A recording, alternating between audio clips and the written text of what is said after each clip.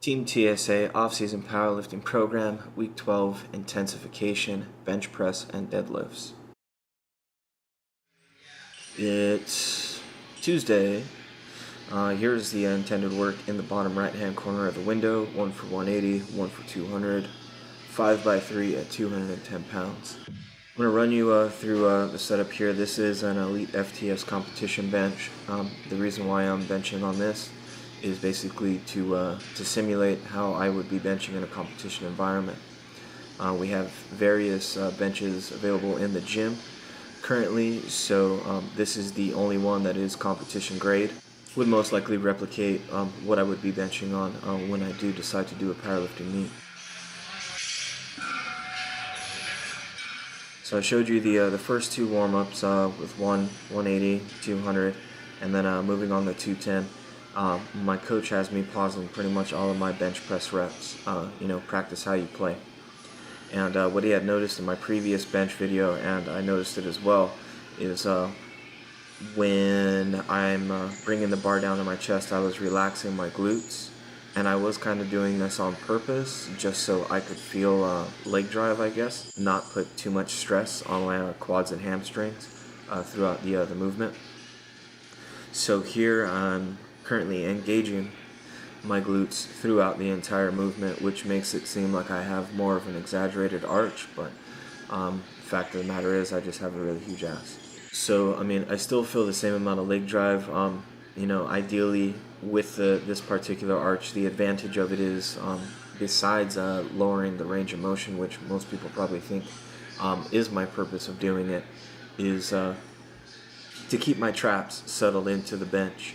Normally what I have a habit of doing is when I lower the bar down, like everyone else, I try and get that oomph, or maybe I guess what is considered to be a heave, without making it look like a heave. So just trying to put my power into the bar as if I was trying to push a receiver off of the line. What that results in is my traps sliding up each rep, so that arch lessens and lessens throughout each of the movements. The close grip bench press here, I kept it at 160 this week. I was at 160 last week, and I wanted to try for 3 sets of 15. I only got the first set up to 15, and the other ones I actually started to fail miserably, and the rest of the workout seemed to have carried on to that route. So out of the norm, I decided to show you pull-ups as my accessory as well here, just to show progress on that. I'm still trying to do them strict as possible. I haven't really been adding a lot of reps here. It's normally a finisher movement for me, so this doesn't really go up all that much. I normally get 9 to 10 on the first set, and then that's kind of it.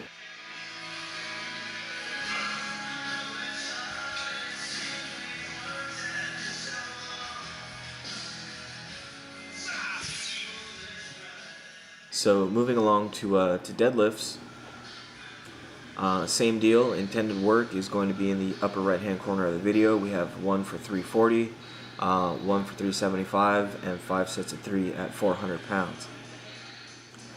And my coach noticed that I've been bringing my butt kind of low, like I was going to clean the weight, and this is due to the habit of Olympic lifting.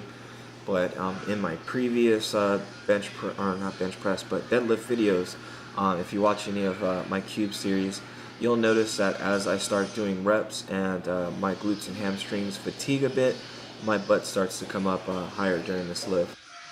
I just wanted to get all of the sets here on video to show basically my setup.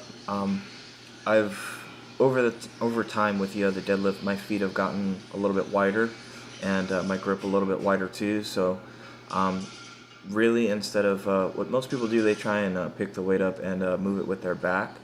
And basically what I'm trying to do is jump through the weight, and that's why you see that exaggeration of my quads hitting the bar when I do the lockout. It's because I'm bringing my hips through and squeezing my glutes to finish the movement rather than pulling with my back. All I'm doing with my upper body really is trying to keep my back as straight and supportive as possible, and just hold on to the weight. That's all I want my upper body to do. I don't want my upper body to finish the lift. I don't want my biceps to be compromised, tricep, forearm, etc.